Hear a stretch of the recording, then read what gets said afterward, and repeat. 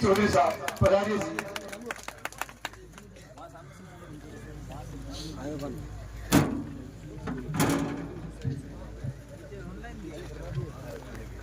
आप सभी को फूल जोहार, बहुत बहुत आपको राम राम साहब, सत श्री अकाल।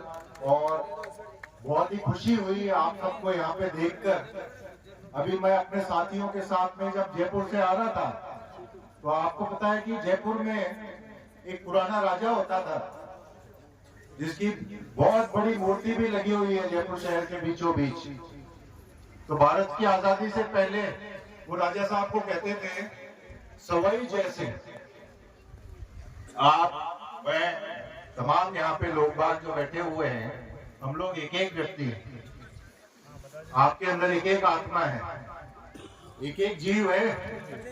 लेकिन वहां पे जो बड़े भाई साहब महाराजा साहब होते थे वो एक नहीं थे, वो सवा थे, तभी उनको सवाई कहा जाता था।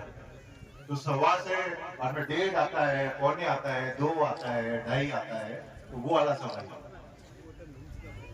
आजादी के बाद में जब हमारा संविधान लिखा गया, तब हमारे संविधान के निर्माताओं में सबसे नंबर 1 पे डॉक्टर भीमराव अम्बेडकर बाबा साहब, जिनको हम कहते हैं, उन्होंने कहा ये सवाई वाला सिस्टम हटा दीजिए, अब से सब एक एक ही व्यक्ति रहेगा।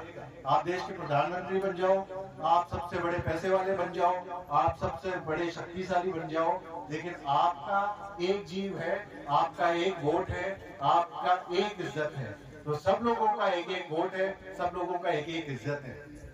उसमें कोई महिला है, कोई पुरुष है, कोई कौन सी जाति से है, कोई ट्राइबल है, कोई मुसलमान है, कोई क्रिश्चियन है, हिंदू है, उस बात का ज्यादा अंतर नहीं पड़ने वाला। मैं ज्यादा समय आपका नहीं लेना चाहता, और मैं ये मानता हूँ कि आप इतनी भारी संख्या में यहाँ पे आए हैं, तो आपको ये बेसिक चीजें भी पता है और आप अपने अधिकारों की रक्षा के लिए आए हैं। और अभी ये 13 साल की बेटी के साथ में जिस तरह का सलूक, एक कोई ठाकुर, कोई बड़ा बहुत भयंकर उसका नाम है कोई भंवर सिंह, और एक उसका कोई एसएचओ जिसकी शर्ट पे पूरा का पूरा काम हो रखा है। अभी हमें पता चला जब आप लोगों ने अलग अलग ढंग से आवाज उठाई कि उस मुलजिम को तो, उस जो भैरव सिंह था, भंवर सिंह था, उसको तो अरेस्ट कर लिया है, वो तो जेल के अंदर है, लेकिन जो एसएचओ साहब है, वो एसएचओ साहब तो अभी भी यहीं पे है। तो सरकार क्या कोशिश कर रही है कि ये दूसरे भैरव सिंह भी निकालेगी, कि दूसरे भंवर सिंह भी पैदा करवाना चाहती है, तो उसको सस्पेंड।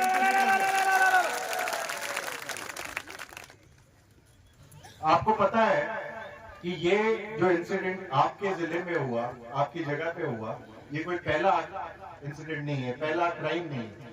इससे पहले बहुत बार हमने ये बात सुनी है, इतनी ज्यादा सुनी हुई है कि अब हम जब कोई नई चीज सोचते हैं, नई चीज सुनते हैं, तो हमारे को ज्यादा आश्चर्य नहीं होता। आपको पता है कि एक दलित बेटी के साथ में एक रेप हुआ, बलात्कार हुआ, और उसके बाद में उसकी हत्या कर दी गई बिना माँ बाप की परमिशन के, बिना माँ बाप को सूचित करे हुए। उसका अंतिम संस्कार भी पुलिस वालों ने कर दिया। कहाँ की घटना है, कोई बता सकता है? हाथरस की घटना है। हमें उन्नाव भी ध्यान में है। हम यहाँ पे बड़ी बड़ी बातें कर रहे थे कि ये कर देंगे, ये उधर जो नई सरकारें यहाँ पे बन रही थी उस समय की, हम बहुत खुशी है कि हमारा जो साउथ का राजस्थान है, वहाँ पे एक मजबूत आवाज, आदिवासियों की आवाज उठी हुई है। लेकिन आदिवासियों की सिर्फ राजस्थान में ही सिर्फ जगह नहीं है।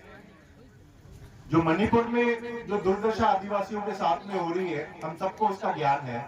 उसके अलावा, क्योंकि अभी हम जब बात करते हैं हमें सारे संविधानों की, हम यहाँ पे शेड्यूल 5 की बात करते हैं। अगर आदिवासियों के बारे में FRA, पेसा, उसके बारे में अभी बात नहीं करो, सिर्फ अगर शेड्यूल 5 के बारे में भी बात करें तो एक शेड्यूल 6 भी है लद्दाख के अंदर।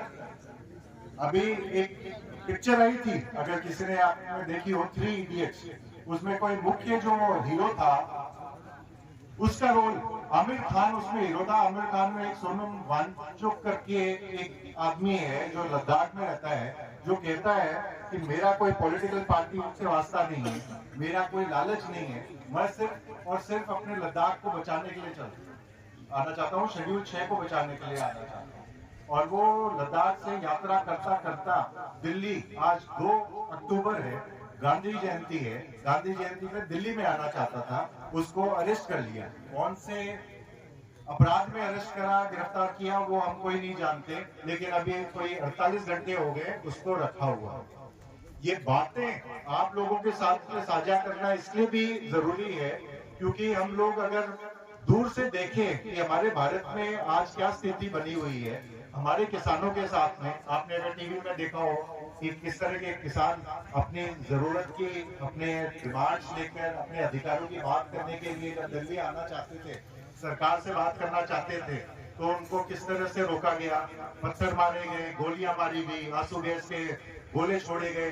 एक हमारे बहुत ही छोटा से उम्र का 22 साल का उम्र का एक शुभकरण सिंह नाम का किसान की तो मौत हो गई गोली खाकर, पुलिस की गोली खाकर, और सरकार ने जानते हुए वो गोली मारी कि इससे वो बंदा बच जाएगा, वो हमारे भारत का नागरिक है और वो अपने अधिकारों के लिए दिल्ली आना चाहता है। तो ये जो हमारे किसान हैं, चाहे आदिवासी हैं, चाहे दलित हैं, इनके साथ में जो इस तरह का व्यवहार हो रहा है, जब आपके साथ में ही हो रहा है और किसी के साथ में नहीं होता है, और किसी के साथ में तो अगर आपको कोरोना ध्यान में हो तो जो शहरों में रहने वाले बड़े बड़े मकानों में रहते हैं, उनके बर्थडे पे तो पुलिस वाले केक लेकर आ रहे थे और आप अपनी मजदूरी से अपने गांव वापस आ रहे हो तो आपके डंडे मारे जा रहे थे। तो एक चीज